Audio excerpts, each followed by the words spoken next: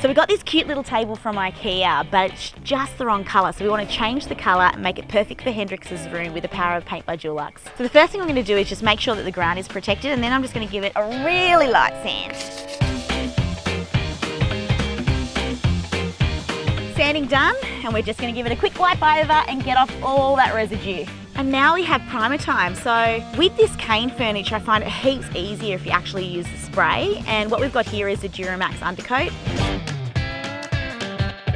So that was super quick, took me less than 5 minutes, and it's going to actually be touch dry in less than half an hour. And the Savo, I can come back and put the pretty colour on it. So what we're doing is using a colour called Sea Breeze.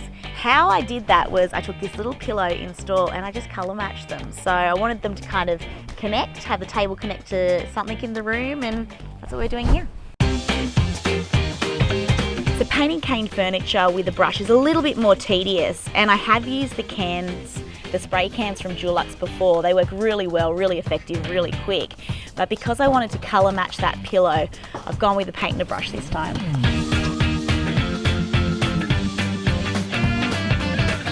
So we have our finished IKEA hat. She's very, very cute and exactly the colour that we wanted. The whole goal here was to connect this table with that pillow colour. So we just had, you know, a little bit of a connection happening within the room. I love it. I think it looks amazing with the pops of rattan. And then obviously you can sit here and draw. So guys, why don't you give it a go, paint something at your place, and don't forget to tag us on the before and afters.